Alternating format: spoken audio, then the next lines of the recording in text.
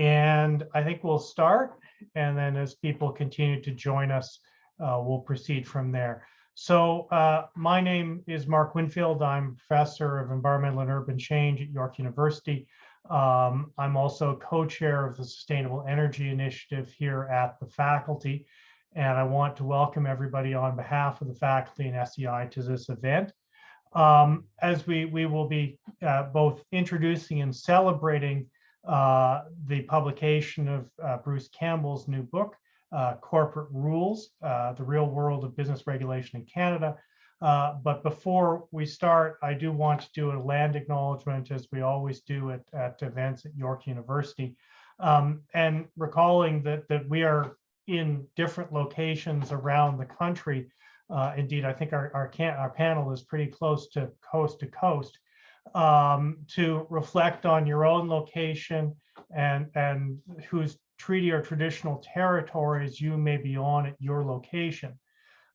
For those of us who are here in Takaranto, we recognize the many Indigenous nations who have long-standing relationships with these territories, particularly those upon which York is located, that precede the establishment of the university. The university acknowledges its presence in the traditional territory of many Indigenous nations. The area known as Takaranto has been caretaken by the Anishinaabe Nation, the Haudenosaunee Confederacy, and the Huron-Wendat. It's now home to many First Nation, Inuit, and Métis communities. We acknowledge the current treaty holders, the Mississaugas of the Credit, and we also note that the territory is subject to the Dish with One Spoon Wampum Belt Covenant, an agreement to peaceably share and care for the Great Lakes region. So welcome all. Thank you very much. I'm going to begin just by introducing our speakers. And then given we've got the size of our panel, we'll sort of proceed in a somewhat more conversational way. I'm going to have some questions for the speakers first, and then we'll move into a question and answer session. So we are here to celebrate and somewhat promote Bruce Campbell's new book here, Corporate Rules, The Real World of Business Regulation in Canada. If we were doing this live, the bookstore would be here, happily selling copies, but COVID means we can't quite do that yet, but we encourage you to have a look on the Lorimer website where the book is available.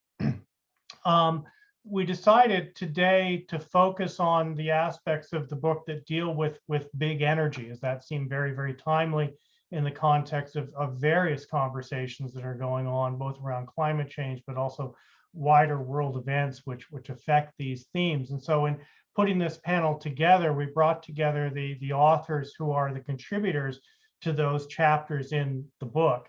I'm also a contributor, but today I'm focused, I'm just the moderator. I may throw some commentary in here and there, but we'll really focus on the energy-focused chapters. So with us today are Bruce Campbell, who is the editor and leader of this project, who is an adjunct professor with us here at the Faculty of Environmental and Urban Change at York University. He's also the former executive director with the Canadian Centre for Policy Alternatives. We also have with us Jason McLean, who is an assistant professor at the Faculty of Law at the University of New Brunswick and an adjunct professor at the School of the Environment and Sustainability at the University of Saskatchewan. Bill Carroll is a professor at the Department of Sociology at the University of Victoria. Nathan Lempers is an adjunct professor with the Department of Political Science at the University of Waterloo, and is also a former postdoctoral fellowship with the Smart Prosperity Institute and another Pembina Institute alum as well. And then finally, we have Teresa McClenahan, who is the executive director and counsel for the Canadian Environmental Law Association. I was going to start with Bruce, and as the originator of this project, and who sort of brought all of these both scholars and practitioners together around the issues covered within the book. Just to ask a little bit about the rationale for the book and what really sort of prompted you to bring this together around these themes of the role of the state and its role in the protection of the public interest, especially as it relates to which you might call public goods regulation, health, safety, environment in particular. Bruce. Yeah, thanks, Mark. And I just want to first of all thank you and Liette Gilbert in the faculty who supported my work on the Lac-Mégantic rail disaster back in July 6, 2013 is when it happened, and for granting me an adjunct professorship in the faculty. So I'm really grateful for that. And I'm grateful, I mean, I'm an author and editor. I kind of pulled it all together, but I just I'm just really grateful for the contributors to the volume, and we're focusing on energy, nuclear, and oil and gas today, but it also includes health and pharmaceuticals, transportation, climate. Well, that's wrapped in with energy, financial, engineering and construction, corporate criminality, and corruption and government issues, so and more. And just to say that I mean, the book grew out of the work on Lac-Mégantic, and it was a theme that became obvious to me in the relationship between Transport Canada as regulator and the railways. And what I wanted to do was extend the examination of the power relationship between corporations and government, between capture and complicities across a range of sectors. So yeah, that was kind of what motivated me to bring you all together and to kind of analyze and examine the relationship, the power relationship across many sectors. Thanks, Bruce. I think it's really quite a remarkable book in terms of the scope of the coverage and the range of different sectors that it looks at: transportation, health, environment, energy, corporate crime, and then also sort of tries to take a sort of higher level perspective on what's happening in these spaces. And we'll come back to some of those bigger themes as we evolve, because it's really not only do we have a series of case studies which are fascinating in themselves, but also the sort of higher level takeaways in terms of this question of the relationship between governments, the state, if you like, and corporate power or capital, and how that has been evolving in Canada in particular, although the themes in the book speak to larger sort of global themes in terms of power relationships between governments and private economic interests. Yeah. Just one quick point. I mean, we can maybe as it goes on, I'm sure we'll define regulatory capture. We'll look at some of its characteristics, and hopefully at some point we'll talk about how to make regulations more capture resistant or escape capture altogether. But just to say, the conclusion is that this relationship has affected a broad number of sectors. One has to be a little careful about overgeneralizing the relation, because there are differences, and it can be a continuum, and that's why you can't just paint everything with the same brush. You have to examine sector by sector, and that's what my colleagues have so expertly done. Indeed, one of the striking features of the volume is the different modalities in which these relationships function, and how this occurs. And in different sectors, we have sort of different pathways that have evolved. And in some cases, there are success stories too in terms of pushing back and reasserting the role of government around advancing the public interest. Yeah. I want to start to talk a little bit about the individual chapters in the energy section of the book, because it's, of course, very timely in terms of the ongoing sort of conversations about climate change, the war in Ukraine has now, of course, put these questions front and center as well in different ways, both the security relationship, but also in Europe, it now makes a relationship between decarbonization and security become part of the conversation. In North America, it's a slightly different dynamic, it seems, and the security dimension is less in the forefront, and therefore the sort of transitional themes are less firm. And indeed, there's more a question, as we were discussing at the beginning of the latest editorial from the Globe and Mail, about sort of doubling down on Canada's role as an energy superpower kind of role. And around that, I want to turn to Jason first, whose chapter deals with the evolution of climate change policy. And one of the things that really struck me about this chapter, I mean, the discussion of the power of incumbency and how difficult that makes transitions, but also one of the striking things in that chapter was about this notion of the capture of not just of regulatory functions, but of the imagination in terms of what pathways forward can look like. And I wonder if, Jason, you want to talk a little bit more about that? Thanks, Mark.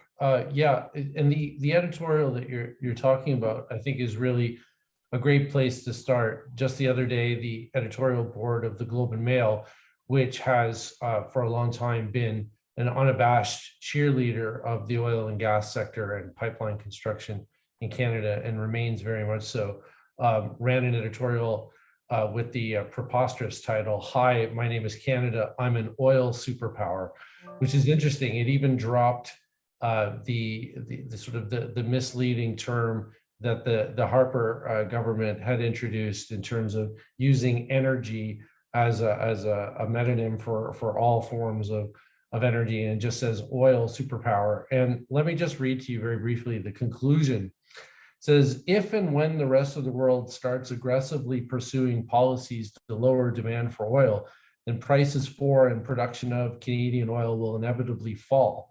Until then, Canada should have no qualms about allowing our industry to prosper and grow, with one major condition, that it heavily curtail its own emissions. So I'll get to that last bit in just a second. But I think what this lays bare, perhaps more fully and less elegantly than the paper ever has before, is that when it comes to Canadian energy and climate policy, Canada is not prepared to be anything more than a follower, and it will only act, including on its obligations under the Paris Agreement, when it's dragged by others. It's all but abdicated any vision of leadership. Now, that last caveat at the end is really important, because it ties into something that I focused on in the chapter and that others are focusing on, which is the Canadian government's ongoing subsidization of carbon capture and sequestration technology, which, despite decades of research and decades of massive public subsidization, remains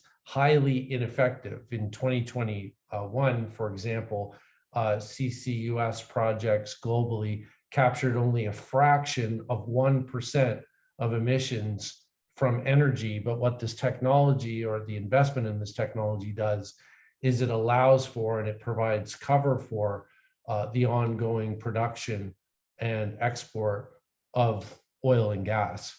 So in Canada, and Mark, I don't know if I've ever formally thanked you for this, but you wrote a piece a while back calling Canada and looking at our environmental law instruments an unimaginative nation.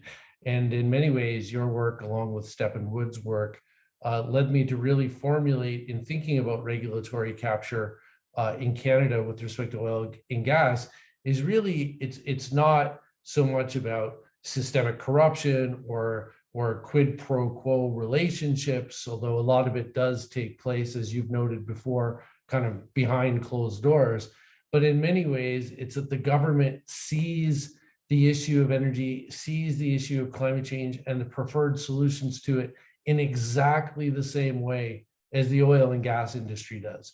And so in that sense, the oil and gas industry has long had this stranglehold culture on what we think is even possible in Canada. So we have the official rhetoric on the one hand, but then you have these rare glimpses in the Globe and Mail of what the corporate elite and the government really think, which is we'll profit as long as we can from our natural resources, and only until the rest of the world moves and takes leadership will we move.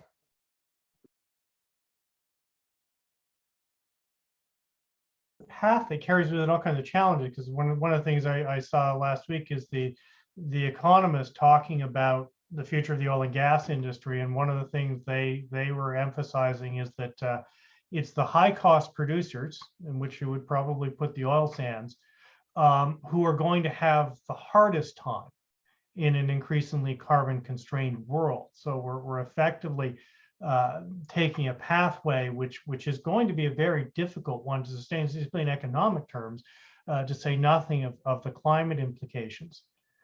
Bill, I was going to ask you about your chapter, and in particular, you looked at the energy sector as part of this broader corporate mapping project, and I wonder if I could ask you to talk about that a little bit and what you found through that project. Sure. Thanks, Mark. The project's been going on since 2015, and I've been co-directing it with Shannon Daub, who's director of the CCPA BC. And we've, viewed regulatory capture within a wider framework, if you like, of entrenched corporate power, and tried to get a handle on different modalities of corporate power as they function culturally, politically, economically. But certainly regulatory capture is an important piece of the picture. And we tend to see this as really a situation which corporate power systematically captures regulation even before specific regulatory agencies get involved, so that the institutional arrangements are designed to facilitate a form of business and to protect that from challenges that might come from the citizenry. And really, in the case of the fossil fuel industry, it really points to the wicked problem of regulating and actually winding down an ecocidal industry that successive governments have boosted and subsidized over the decades. So there's tremendous path dependencies, if you like, built into this kind of regime of obstruction that is shoring up business as usual. And so, just as a few examples, from the chapter, of course, the classic one is the National Energy Board that was rebranded a few years ago as the Canadian Energy Regulator. But if we look at these regulatory boards, they often have a dual mandate to facilitate growth while protecting the public interest. And this sets up a kind of conflict of interest or internal kind of contradiction within the regulatory agencies, that they're basically responsible for promoting the industry and regulating it. That was further complicated by the Harper government's reforms a decade ago to the National Energy Board that really opened a revolving door between NEB and industry. I mean, the door was already open to some extent, but it opened it very wide. And the various scandals at the National Energy Board prompted the federal government to rebrand it, as I've said. But in substance, little has changed, and the new board is, mostly populated with industry insiders. And we found similar patterns at the provincial level in BC and Alberta.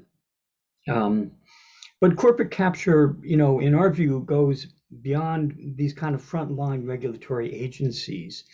So one of the studies that we did in the corporate mapping project that Shannon Daub and her colleagues did actually was to look at the climate leadership plan in British Columbia and notice how it was hijacked by industry with the help of the BC Liberal government.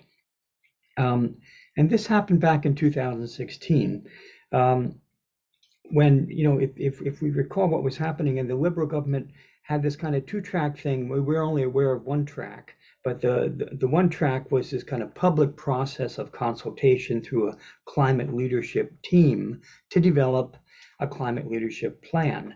But while that was taking place, the actual plan was crafted in the CAP Calgary boardroom in discussions between fossil fuel executives and BC government officials.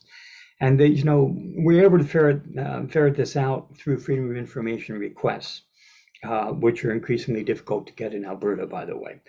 But in any case, Shannon Dobb and her colleagues concluded that, to quote that study, this closed-door joint policy development process carried out with the industry most directly implicated in climate policy represents a clear case of the variety of capture that ethicists call institutional corruption. So I think I'll just end it there in terms of just a few examples from the chapter and from the corporate mapping project. But I think the overall takeaway is that regulatory capture and complicity is a very complicated systemic kind of issue, and we need to address it in that way in terms of really redesigning, I think, the whole framework of business regulation, and even beginning to move away from a profit-driven economy, which is basically controlled by a relatively few private interests chasing profit. Unmute myself. Lots of themes to pick up on there for sure. The question of the regulatory boards, I mean, and we're in a space now where indeed, I've almost thought, we'll come back to this later on, the notion of regulatory is almost quaint, that we're seeing these kinds of relationships being sort of formalized into the actual regulatory structures. And these essentially various forms of self-regulation in different fronts, that the regulatee is partner of the state, as opposed to there being a public interest, which we expect governments to be defending. The next two chapters really deal in case studies, especially with the notion of regulatory agencies. Nathan looked particularly at the Alberta Energy Regulator, and then Teresa looking at the Canadian Nuclear Safety Commission. So Nathan, it's sort of a deeper dive into a very specific sectoral kind of situation on the ground in Alberta, and looking at the relationship between the regulators and the energy industry in Alberta. And Nathan, do you want to talk a little bit about what you found there, but also perhaps a little bit on what the pathway out of what you found might start to look like? Sure. Yeah. Thanks, Mark. So I focused on the Alberta Energy Regulator and looked at three basic vignettes of instances of what I considered capture. It's their management or mismanagement of reclamation liabilities, how they've handled environmental monitoring, particularly around the tar sands over the years, and as well administrative mismanagement that's happened for decades as well. And I won't get into all the details. I'll encourage you to pick up the book. But I'm happy to discuss a little bit more about how that question that Mark asked about how to break free from regulatory capture, because it's one thing to be able to describe the problem, and it's an entirely different thing to actually break free from those, what Bill was calling those tremendous path dependencies, and to approach reform through a systemic lens. So it requires more than just new leadership or stationary or a few cosmetic policy changes. And I think it needs to really to strengthen the governance foundations of a regulator. And what do I mean by governance foundations? I mean the territorial reach of a government or a regulator, that constitutional or legislative ability to implement policy. It's about the autonomy of a regulator or government, the ability to implement these goals over the concerns of influential and powerful private actors, and the capacity of the bureaucracy to actually analyze and implement policy and to raise revenue and deliver public goods and services. So that's what I mean by the governance foundations, and any sort of reform needs to lift up those rocks and see how they touch upon those particular aspects. So I recommend 6 very practical measures to help start addressing the regulatory capture at the AER, the Alberta Energy Regulator. And again, I'm happy to dig into these a little bit more in the Q&A. One is to take back control of the environmental monitoring. Since the 1980s, there's been a strong reliance on industry-generated data and for the environmental impacts of the oil and gas industry in Alberta. And there's a long history of poor data collection of the data being collected to answer the wrong questions if you're trying to assess environmental impacts. There's been massive concerns around transparency and the analysis of this particular data. So what's results are these considerable information asymmetries where industry controls the data, the knowledge around the actual true impacts of the development, and the regulator or the public is left in a bit of a information or science vacuum. So one recommendation would be to take back full control of the environmental monitoring and not look at that. And you could, I grew up in Strathcona County, downwind of all these petrochemical complex of upgraders and refineries, and the 2 human health monitoring stations are still controlled by industry that impact or that measure the environmental health pollutants in that community, and that's something that is highly problematic. It's proven time and time again. And another reform that could be done is to require upfront reclamation costs. So undoubtedly, many of you have read newspaper accounts of the out of control non-compliance of industry to comply with this already weak reclamation liability management regime. So requiring the costs up front helps to ensure that these costs are a cost of doing business. They're table stakes for engaging in oil and gas development in Alberta. And it ensures that the sites are cleaned up regardless of the momentary financial health of the particular company. Another aspect is that could be improved is the diversity of the Alberta Energy Regulator. To see important public stakeholders and equity-seeking groups represented in AER senior management and the AER board. So it's Indigenous people, Black people of color, people from environmental groups, people from local communities as well represented on the board. And these folks bring important perspectives and help to realize the public, internalize the public interest mandate of the regulator. Another one is to fund the regulator through general revenue. So both the Canada Energy Regulator and the AER are fully funded by industry through a sort of charge that's levied, which ties the capacity or the budget of the regulator to the fortunes of the oil and gas industry. So as the oil and gas industry declines, so does the regulator's budget, even though that's probably going to be when their job as a public interest regulator becomes the most complicated and most expensive. So to be able to unhinge that the capacity of the regulator from the winds of global commodity markets or financial markets helps improve to regulator resilience and autonomy. 2 more. One is to move the regulator to Edmonton. So the National Energy Board was moved in the early 90s from Ottawa to Calgary, and that was the start of many problems for the NEB in terms of capture. I'd recommend the same thing, the reverse thing be done for the AER, to move it to Edmonton. That's not necessarily to abscond from all industry influence, that's for sure. But it will increase the physical and social distancing from oil industry and the regulator, promote stronger administrative links with government, and put it in a different milieu. There's certainly, even outside of electoral politics, there's different political cultures between the two cities that will impact how the regulator is operated.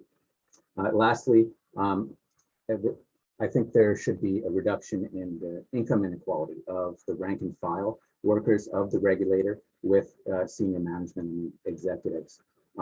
So this would not only help to increase employee retention and increase expertise and efficiency to help improve that institutional memory, but also decrease the temptation of this revolving door of a lot of the rank and file folks with industry, as well as weed out executives that are unduly influenced by the size of their paycheck.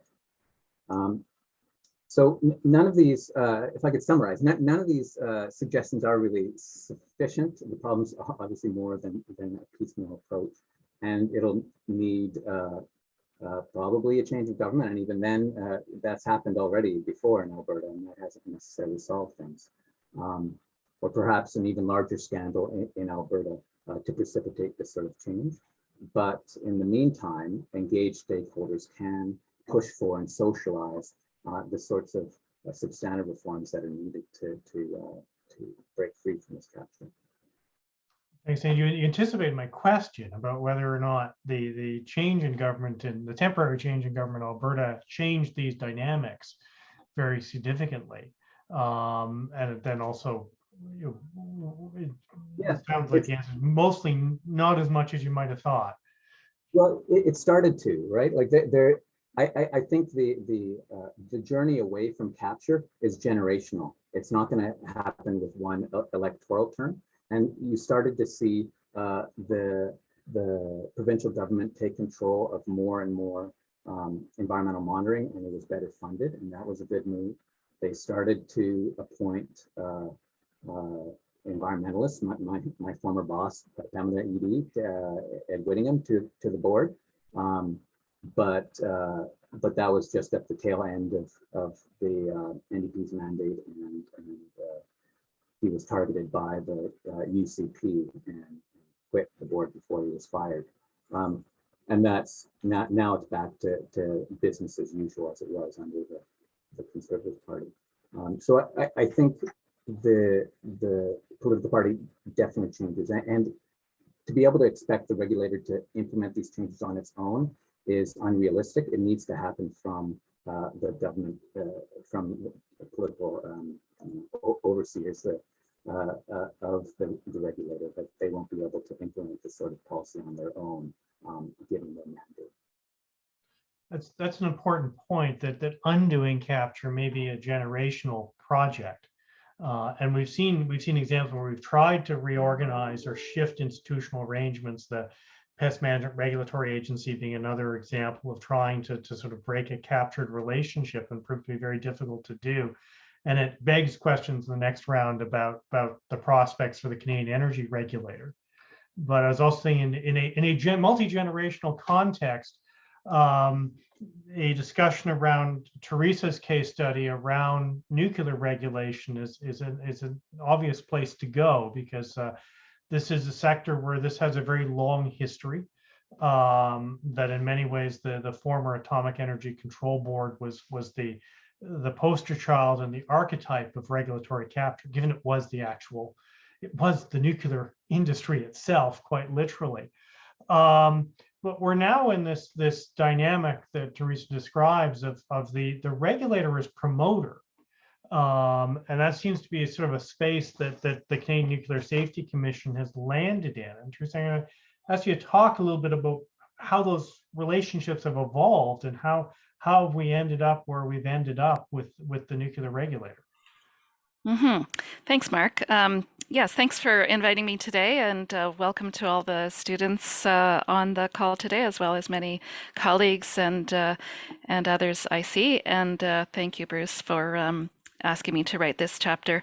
So this was an interesting exercise for me, and to dig into these hallmarks of regulatory capture and see how they apply to the Canadian Nuclear Safety Commission. It is a phrase I have used in the past to describe what I see there, but doing this in a systemic way was quite enlightening. And yes, as you say, so the origin of nuclear power production arose, of course, from World War II technology and weapons. And as you mentioned, in terms of institutions in Canada, it was embodied in the Atomic Energy Control Board. And so the scientists who were developing the technology and then developing the power production technology became the same people who constituted the board, in fact. And originally in the former legislation, this concept of promotion was something that was written into their statute, that they were responsible to not only oversee but also promote the use and utilization of nuclear power. And that was pointed out as a problem repeatedly over many years, and an international consensus developed that that was a problem. And so eventually the legislation was changed and renamed. So now we have the Nuclear Safety Control Commission instead of the Atomic Energy Control Board, with safety in its name. The term promotion was removed from its mandate in the legislation. However, when you examine what goes on in the regulatory space, or you listen to speeches by the president of the commission, the current president, the former president, or the most senior officials from the commission, as well as members of government, the Natural Resources Canada, you see that the concept of promotion still very much motivates what they say, and I do detail some specific examples in the chapter of that, with quotes from some of those people. And it's sometimes, I think, is just that the people who are in the system don't realize the extent to which they are thinking the same as the industry they are allegedly regulating, or seeing the aims as common between them. And this is something that in many serious hazardous accidents beyond nuclear, but definitely including very serious nuclear accidents, the inadequacy of regulatory oversight and the shared hubris between the actors in the industry and the regulator, that a very severe accident will not occur in their space, that they're above that, they're better than that, they're more careful than that, it's so improbable it won't happen, is frequently cited in the after accident analysis as a direct causal cause of the severe accident. That was definitely true in Fukushima. And the thing that was shocking about that accident to the industry worldwide and in Canada was that that was a very similar regulatory context, very similar to Canada, in fact. And there had been explicit recommendation in Japan for that regulator to be separated from the ministry that promoted nuclear use. And in fact, that was done for a short while, and then they were put back together. And then in the after effects analysis, it showed how that contributed to the cause. And this manifests itself in Canada with, for example, the shared focus on lower risk accidents instead of the most severe accidents in the context of safety analysis and emergency planning. And one more example I'll mention is the approach to standard setting and the philosophy of regulation, which is explicitly articulated by the Nuclear Safety Commission in Canada, which is that here it's not a prescriptive set of regulations, rather it's the extreme end of results-oriented regulation, where the regulator specifically says it's up to the licensee to maintain safety, to make decisions, to decide on investment. And the regulator perceives itself as, at best, an auditor. It has some inspection functions. They will say that they have a lot of backdoor conversations where they're much more stringent than what they appear to be in public at hearings. But I'll finish with this, and we'll get into, I think, some of the commonalities across these sectors. Yesterday, today, and tomorrow, the commission is hearing an application from New Brunswick Power to have a site license for 25 years. Whereas one of the interveners pointed out that the average to this point has been 2.3 years. It's just shocking. And the regulator staff is actually supporting that, albeit at 20 years instead. And everyone from the local communities to First Nations to, interestingly today, the labor union is objecting to this alarming extension of the licensing term that's being requested and recommended by staff. And in part, what I see is that it's intended to sideline public involvement, capacity of the public to engage, the transparency, and not only of the public, but of the commissioners, because that commission is divided into a staff and then appointed commissioners who will hold the quasi-judicial hearing and decide on the license term. And this would very much mean that they'd have much, much less insight into the issues at play over the coming years. So we'll see how that plays out, but I think that's a extremely current example of this type of shared aims between the staff at the regulator, at least, who see themselves very much in common cause with the regulated entity. And indeed, as I understand it, LaPro, this would be the second round of refurbishment, which I don't think has ever been done on a Candy. That would take it out to that point in time where they would be deciding if they wanted to do that, they say. Yeah. Bruce, I mean, just to connect this, I mean, I was struck as I was listening to Teresa's description of the relationship between the regulator and the regulated, and the regulator as auditor, that relying on the regulated entity to conduct much of the day-to-day oversight and activities. I mean, this reminds me of the story that we saw around Transport Canada and railway safety in Lac-Mégantic. Yeah, and I was also struck by the fact that in the Alberta case, that the regulator actually doesn't have the resources to analyze, and this similarity, what happened with the transport regulator, first of all, it was the resources started to be shredded to the point where it no longer had the capacity to analyze, to put forward regulatory proposals. It was kind of left to the industry as a kind of a it was in effect self-regulation, but that was certainly the case. I mean, I just want to say there were people in the transport regulator that were wanted to speak truth to power and were pushed out. And this was not only in the transport sector. There are a number of contributors to this volume who are whistleblowers. Michelle Brill-Edwards is a really good example in the healthcare sector where she was director of the health protection branch, and what she was observing was it was one of those situations similar, I guess, to Alberta and also in the aviation and shipping industries where you have kind of an industry funded body.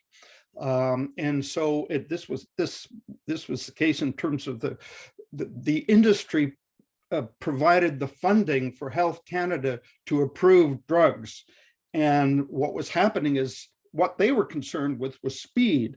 What happened in a number of cases is very unsafe drugs were approved, and the result was in the case of Vioxx, for example, it resulted in many deaths. But just to say, I wanted to make that point that I talked to a lot of people in both in those sectors, and there were also people who were just so intimidated by, because at the leadership level, kind of they support the view of the political view on the relationship between regulator and regulated industry, and the merging of public and private interests, and so so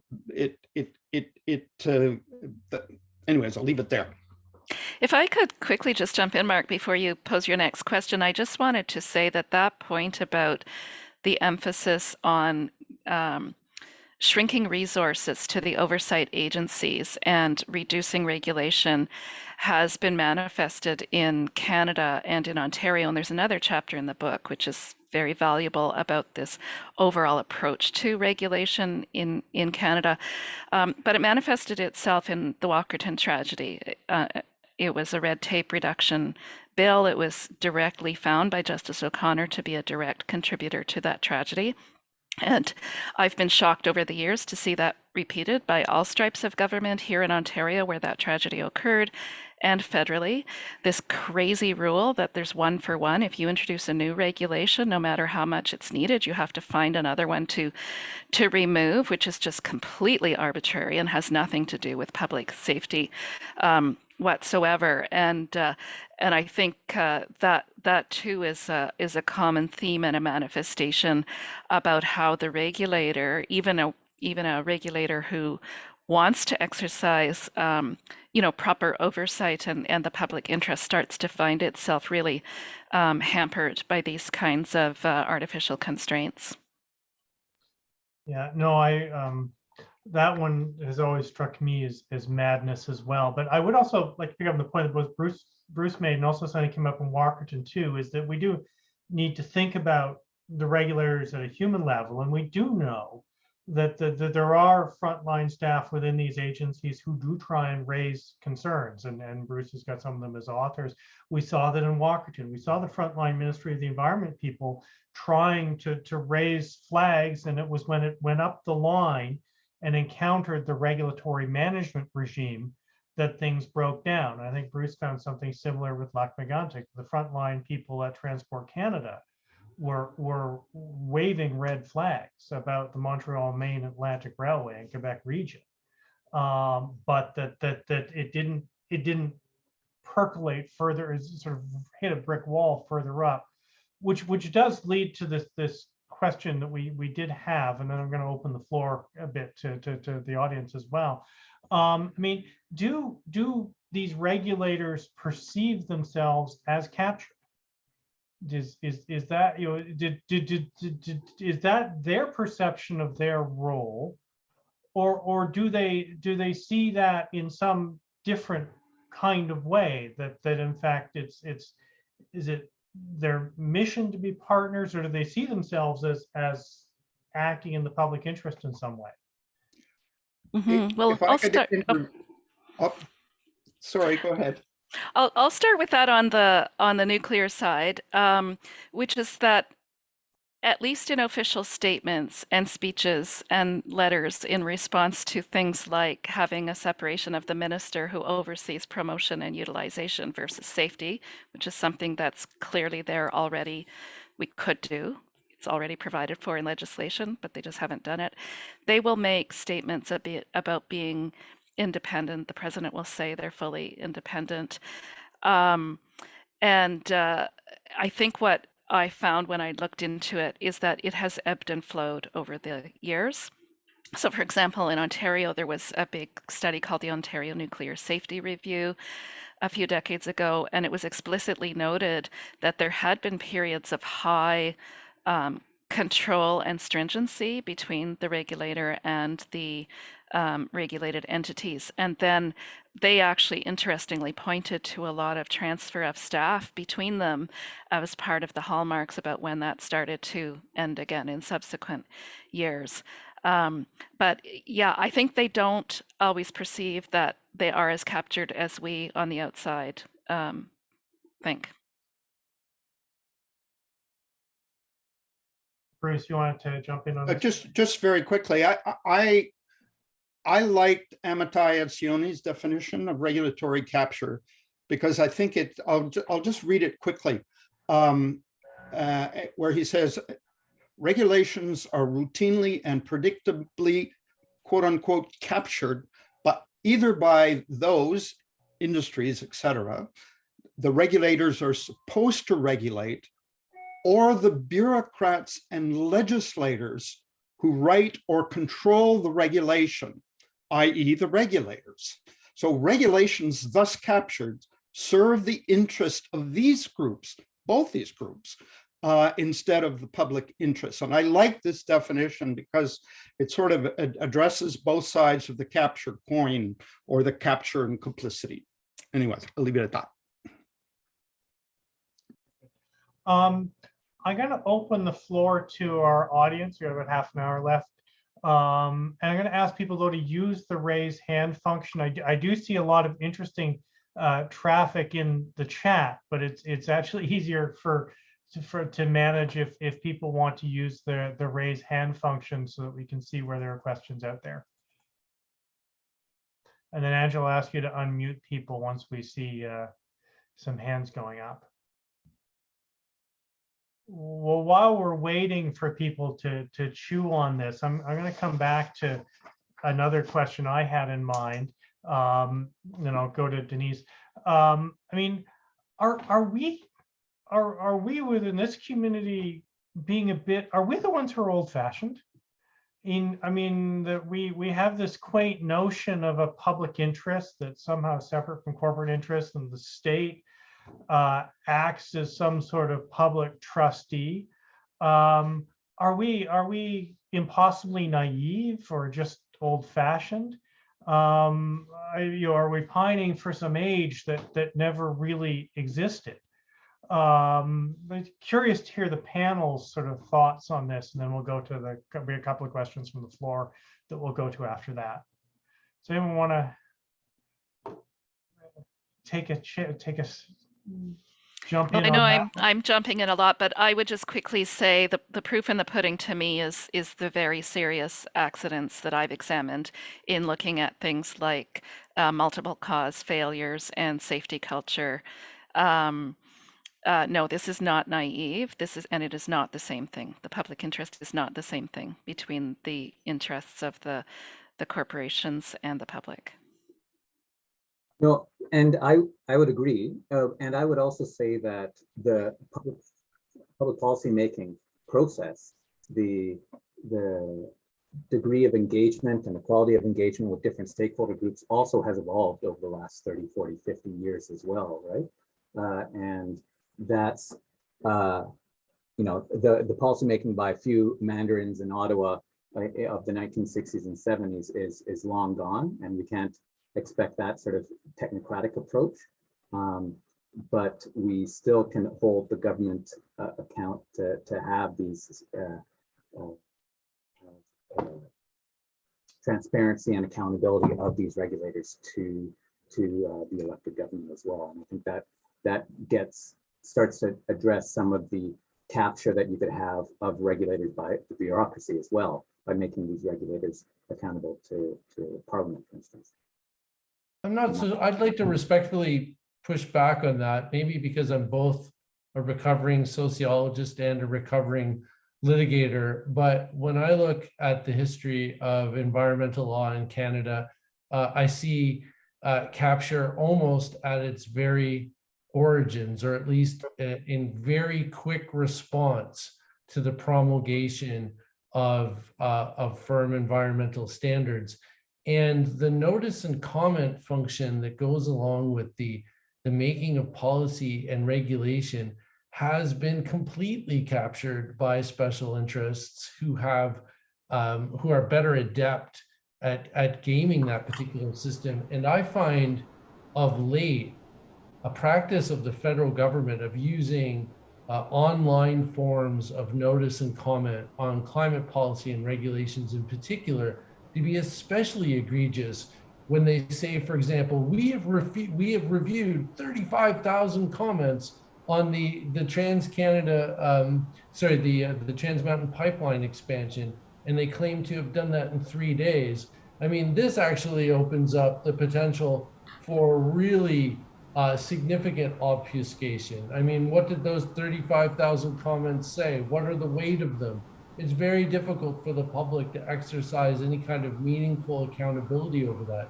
But I would just say to your question, Mark, which I find a very intriguing one, and cynically, I'm inclined to think that I'm not sure there ever was this golden age of public regulation. But along with Teresa's point, in the climate context, it's almost, we're at the point now where that really doesn't matter, because we have science-based imperatives that we need government to live up to, because they pose an existential threat. So when our Minister of Natural Resources, Jonathan Wilkinson, recently was quoted in the Globe and Mail, the oil and gas national magazine, and saying, you know, we have to remember, it's not the oil and gas industry that's the enemy here. It's greenhouse gas emissions, and we have to keep those things separate. I don't know whether he sees himself as being captured, if he understands what capture is, or whether he's just a deeply cynical player. I really don't know, and I'm not even sure that he does. But we have to find a way to cut through that, because he's essentially, as minister, aping the talking points of the oil and gas industry in Canada. And whether there ever was a golden age that we can return to, we face existential challenges to begin basing public policy and regulations on independent science. And we ignore that at our peril. And we are ignoring that at our peril in Canada, including our current federal government. Despite its rhetoric, it's hostile to independent science. I totally agree, Jason. I just like to footnote in one thing, and that is that the polling, and I haven't seen any recently, but all the polling I've seen indicates that the large majority of Canadians do not trust corporations to regulate themselves. And that's been clear for a long time. Yeah, we do see that very consistently in the polling, that there is an expectation on the part of governments to protect the public interest.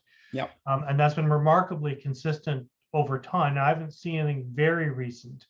I'd like to, haven't found it yet, but that is an interesting theme in terms of where the public's expectations are relative to the behavior of government agencies around these issues. I'm going to go to the floor because I do see now we have some hands up. Denise Giroux and Angela, could you unmute our questioners? Thank you. Hello, it's Denise Giroux here. I just wanted to follow up on Teresa's comment about the nuclear safety review having been done a few years ago, in which they suggested there were higher levels of control or stringency in the regulation.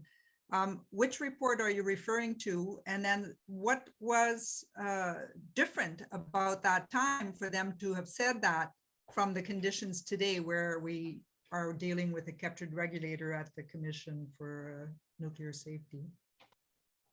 Thank you. Yes, that was interesting for me to see that. So this was the Ontario Nuclear Safety Review, or ONSR, and what had happened actually is that there started to be a loss of reliability in several of the nuclear power plants. They were being shut down a lot more than they were scheduled for maintenance, and there were underlying maintenance issues. Backlogs were growing enormously. And so the regulator actually put some of them on a really short leash, shut some down for a while, and gave extremely short licenses to others, and then started to really require seeing those maintenance backlogs, shrink in order to get longer licenses. And then a few years later, you might remember the issue that happened at the NRU reactor at Chalk River, which produced medical isotopes, and the regulator under then President Linda Keane had imposed a number of conditions that was going to require it to shut down in order to comply, meet those conditions and then restart. And it became a political firestorm, and Parliament actually, on an all-party vote, voted to restart that reactor despite the regulator saying it was not safe to run it in that condition. And I remember being very shocked about the interference with the regulator in that case and with the lack of appreciation for the safety issues exercised by our parliamentarians. So that was a clear case of politics just completely swamping the safety issues. So yeah, I put a bit more, the references and so on are in the chapter if you're able to take a look.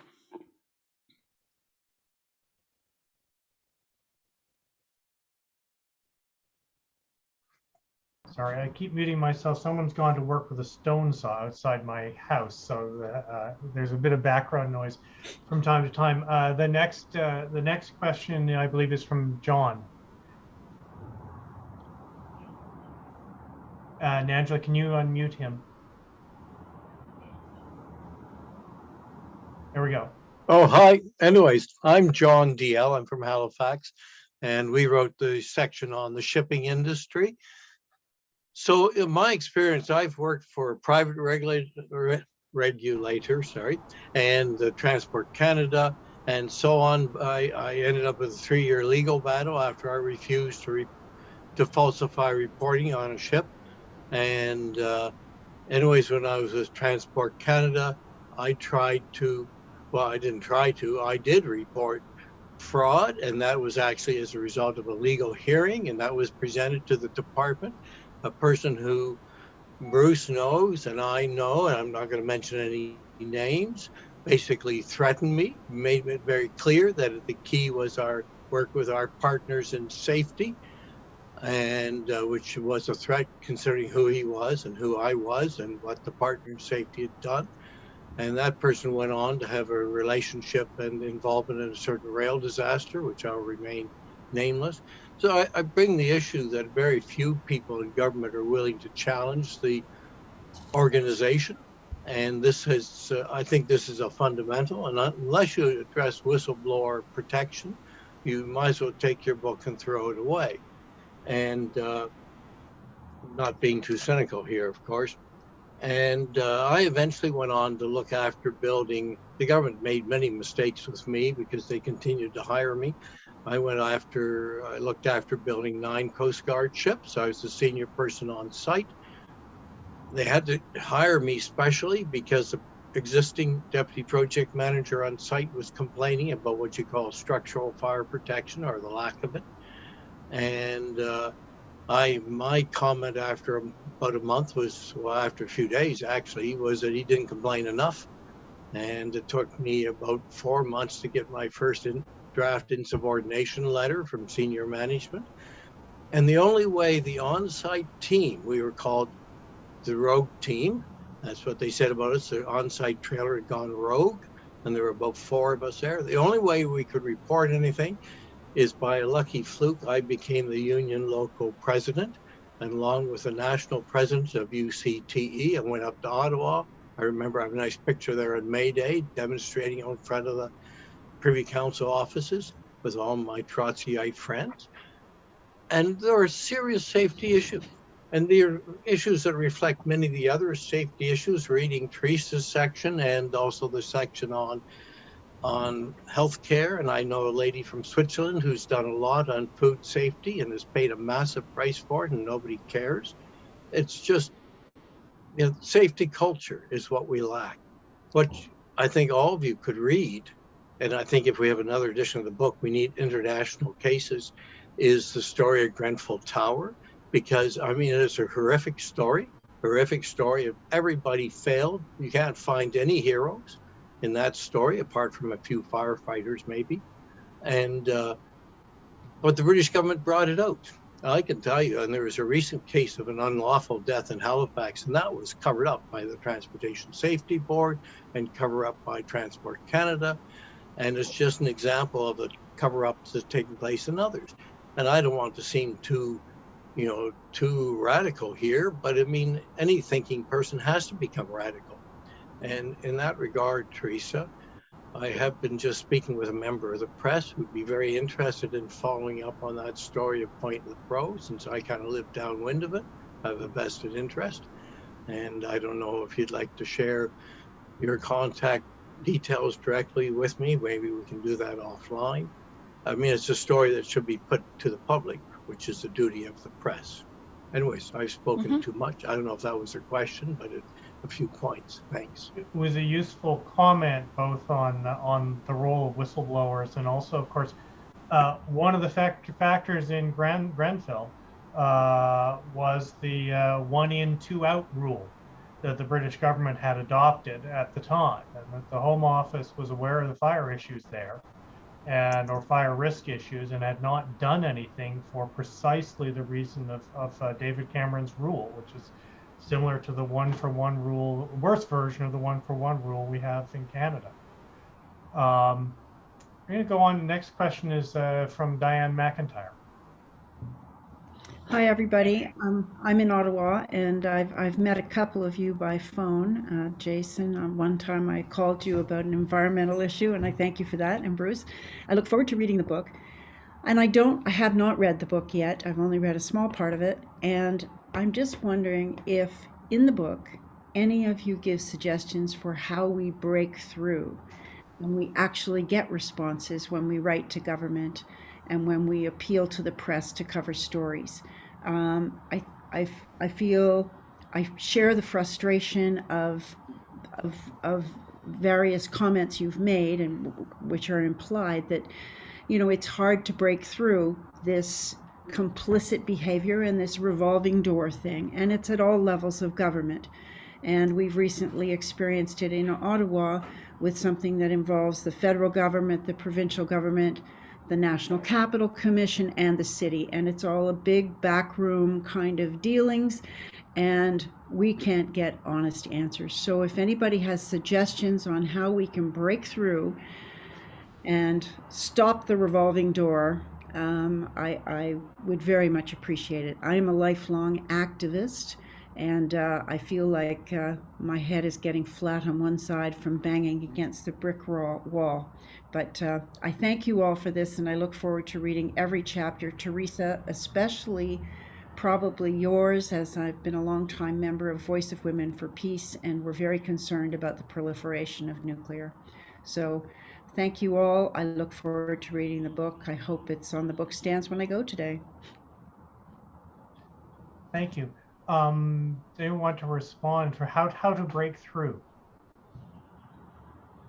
Well, I think maybe one aspect of it is that we need to acknowledge really that it's very difficult to break through through corporate media at this point. Some of the examples that I think Jason cited early on just are indicative of how difficult that is. But fortunately, I think there has been developing a kind of alternative ecosystem of independent media. I'm thinking of like National Observer and the Tyee and groups like that do award-winning investigative journalism, and they are beginning to break through, and some of their stories then sometimes get picked up by the Globe and Mail or whatever, or picked up by political parties. So I think that's one avenue, at least, in terms of trying to support and engage with the independent media that is beginning to blossom because of the reduced cost of producing media. I mean, the problem is that not that many people are reading it, but the readership is increasing, and I think that kind of reader-supported media, as opposed to media that is funded by corporate interests, is one avenue. Thank you.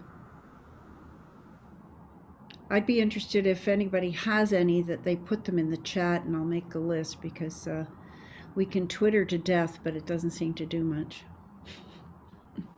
No, and the challenge is with new media sometimes reaches relatively specific audiences who are already sympathetic, which may not be the audiences one needs to reach with these kinds of conversations. I don't see any more hands. Oh, Nathan, you want to jump in here? Well, I could bring in a few examples from the Alberta case. One thing that really put the environmental monitoring mismanagement on the world's attention was this one press conference that several members of Mikisew Cree and Athabasca Chippewa First Nation had with the famous ecologist David Schindler, and they had these frozen samples of deformed fish, and they invited the press, and it was done in Edmonton, and showed, you know, why is your environmental monitoring system showing absolutely, you know, no pollutants going into the Athabasca River when this is what we're pulling up from our fishing nets, and that sort of visceral reaction precipitated a whole lot of change. Still not there yet, but it was able to force change in a very tangible way on the issue of environmental mismanagement. So that's one. Another one was when and I guess it appeals. It's about when the Alberta Energy and Utilities Board was caught spying on local groups. They hired private investigators and spied on the group that was opposing the transmission line from Edmonton to Calgary. But the group had a lawyer, and the community group was able to get good, solid legal advice very quickly, which they were able to exercise. And it was another issue that was blatantly wrong, and they could sell it pretty easily to the big corporate media as well, and that also brought about some change with the regulator as a result of their legal strategy from that. My main concern is trying to keep Canada to keep its promises that it made at COP26. And, you know, right now we just seem to be working in reverse, both on, I mean, the oil and gas sector is huge. I mean, you know, new developments, new pipes, whatever, but also on the whole planting of forests that were promised. And, you know, meanwhile, we're destroying 750 trees on the Central Experimental Farm. Historic 150-year-old trees at the Central Experimental Farm in the Queen Juliana Park. Now, some protesters wanted to protest this weekend while Princess Marguerite was here opening the Tulip Festival, and I said, no, you need to leave that as a gracious government visit, and you can't embarrass them while she's here. But it's very frightening that we're, at the same time as we're making promises, we are acting in complete reverse. So thank you all for this book. I look forward to it. Thank you. And there is a certain randomness I find with the media these days. I don't know what qualifies as news and what doesn't. But I see Barry Stemthorn has got his hand up. So Barry, I'm going to invite you to ask your question. Angela, can you unmute Barry, please? All right. There we go. Am I unmuted now? Yep, you're good. Thank you. Hi, Mark. It's been a long time since Good to see you. Yes. Yeah, and Mark was one of the very effective environmental lobbyists, I must say. Where do I begin? First of all, thank you to all of the authors for working on this area that is of extreme importance and often neglected. And I've spent the last few years of my career at the University of Ottawa building leaders for a leadership program for regulators. So it's a fundamentally important field, and I appreciate the interest.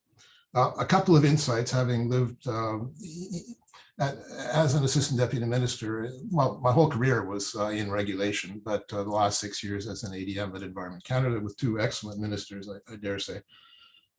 Whenever I hear a wish for an independent regulator, I cringe. Independent of what? Independent of industry, absolutely, whether it's directly or through a minister who has a split mandate or a conflicting mandate between promotion and regulation. But independent of government would scare me. It's just a recipe for capture, as we've seen. So we may not be happy with all of our government's decisions, but I remember the words wrongly attributed to Winston Churchill of, look, these democracies are the best form of government bar all others, or the worst form bar all others. And I've seen from the inside cabinet operating. I've watched two very good ministers of environment defend what they needed to do, including backing me up when I was being attacked in a meeting. They, however, do have to balance this with all the other interests that are reflected around a cabinet table. And so when someone asked earlier, how do we break through? I think it's figuring out how to use our government system. Get to know your MPs. Choose an MP based on his or her skills, not necessarily the party. These are important functions.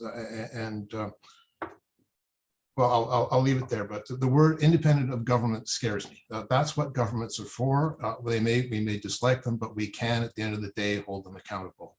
But some of you were talking about the one for one, and I'll just finish on this, one new regulation, drop another. I hated that too, as did all my regulatory colleagues. One of them said, oh, there's no problem here. We'll just delete every second word. It won't make any difference at all, I'm sure. It was an idiot.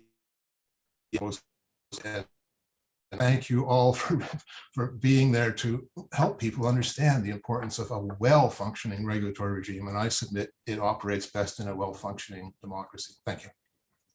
And Barry, Pontiac Environment Committee and Concerned Citizens of Renfrew County and CELA are co-signatories to a letter calling for a different minister to be responsible through the Nuclear Safety Commission than the Minister of Natural Resources. So just so there's no misunderstanding in terms of my sense of independence, I mean a separate minister overseeing that agency than the one that is responsible explicitly in its statute to promote that industry. Yeah, absolutely. The nuclear stuff belongs under the Canadian Environment Protection Act, in my view. A lot, where the decisions are made by the ministers of environment and health. And so, yeah, I thank you for the support with that one, Teresa. Thank you, Barry. I mean, I think it's a very important point in about the connection to the political, both in terms of accountability, but we've also learned one of the dilemmas here is sometimes change requires a political override as well.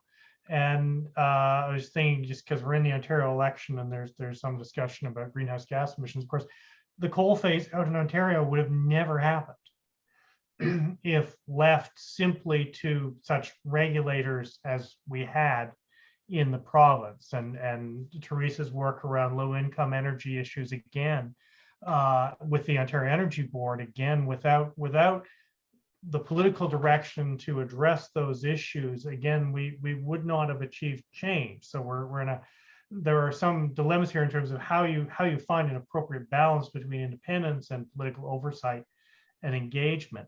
And I think on that question, because I don't see any more hands, I'm gonna ask the question then about we see these captured regimes, but that then does beg this question of, well, then what does the regulatory model that one would want that functions in the public interest effectively look like?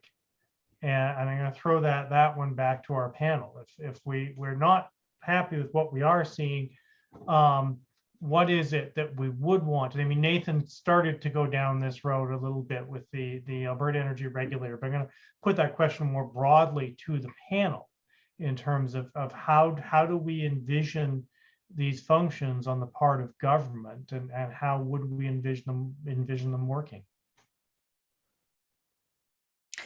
One of the things that goes on is the complete imbalance of power in terms of the input and participation in regulation making and the regulatory decision making process. And Ontario ran an experiment on that a number of years ago with something called the Intervenor Funding Project Act, and it applied to a certain number of contexts, but it meant that the clients I represented back then could hire experts very early in the process who could start to, work with proponents really early before the proponents' plans had solidified so far that they couldn't be, amended.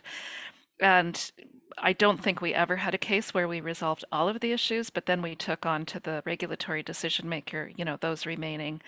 I really saw a much, much, much better process of decision making under that regime than in those particular kinds of cases that I have seen without it when people are just doing bake sales to try to, achieve the lawyers and experts they need. I mean, if it's a group that qualifies for SELA, that's fine, but SELA is only, one entity of a few lawyers in one province.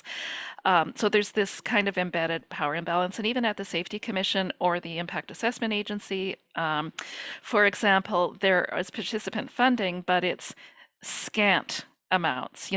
Our experts and the young lawyers that we retain to help our clients end up putting tons of their own time into it to make it work. And so that's one issue, I think, is that it would be very easy to just put back some of those procedural safeguards.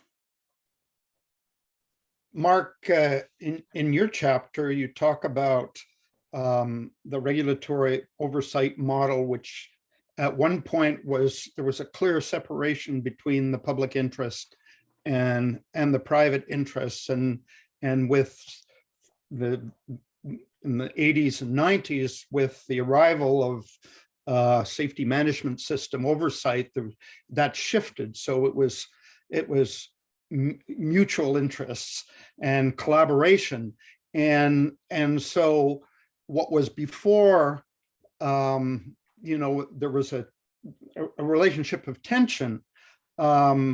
It became a much cozier relationship. I'd be interested in your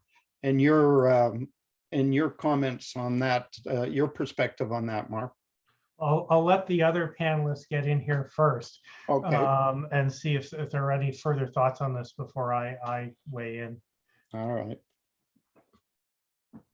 I'll make two really quick points so we can keep the conversation going. One is the obvious self-interested point as an academic in a policymaking and regulatory culture that's effective. It's one that listens to independent expertise. And we have drifted. I don't know if we've ever had a model. Mark, maybe you can tell me more about that from your perspective. We probably haven't in Canada, but maybe at one point in time, maybe in the immediate aftermath of World War II. But other than that, so that would be one. And the other, and I just want to echo John's point in the chat, and this is where an earlier discussion ended up with, where our colleague and co-author Jennifer Quaid made a really good point that regulatory capture and policy capture holds up a very uncomfortable mirror to our broader society. We absolutely need much more and much broader public engagement on public interest regulation and policy making. So I'm making 2 points at the same time, which is there needs to be greater respect for and inclusion of independent expertise in regulation making, but there has to be much, much, much broader public participation, and for that matter, attention and care, which is lacking at the moment, and that's scary. Well, in some ways, the tension is that at least in the part of the country we're in, that kind of participatory structures is now being portrayed as red tape, which needs to be eliminated in the interests of getting things done. This is the rhetorical world we're struck with. But I think in both Jason and Teresa's comments, there's the theme that does strike me is that the part of what you need is engagement on the civil society side.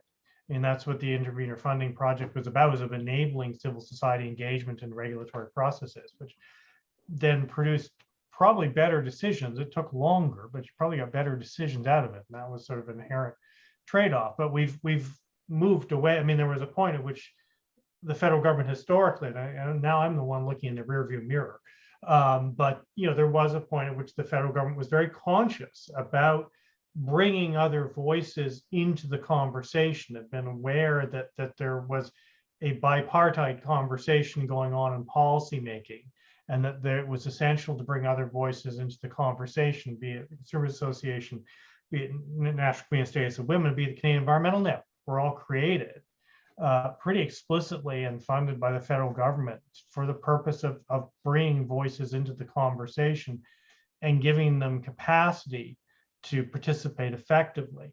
And that notion of the role of civil society just seems to be gone in terms of the thinking of governments. But it strikes me as that now I'm saying as a former employee, director of civil society organizations. So, but that does seem to me, the more you look into this, a strong civil society sector seems to be absolutely essential. I mean, even in the sort of deeper roots of this in literatures about polycentric governance and things like that, one of the things that comes out is that doesn't work unless you've got very powerful civil society actors in the conversation to effectively deal with the power imbalances. Otherwise, the dominant actors just end up more dominant, which is essentially what we've seen. Is this has sort of been done in the name of regulatory pluralism, but what that's really tended to do is to reinforce the power position of those who already had resources and capacity. So I think we may need to think about this a little bit differently. I'm noticing that the clock is very much becoming our enemy here, as we've set off a very interesting conversation. They're going to invite our panelists if they've got any final thoughts before we wrap up here. Well, my final thought, and it relates to the point we were just discussing, is that the other piece of that puzzle is diverse voices on the regulatory bodies. And Nathan spoke of this as well. But in that same hearing I alluded to that's going on today in New Brunswick, I heard a local resident say that that person had more confidence than she had ever had because of the tenor of the questions being asked by the commissioners, including some new commissioners. And remember, I said the commissioners are distinct from the staff. The commissioners are appointed, have terms.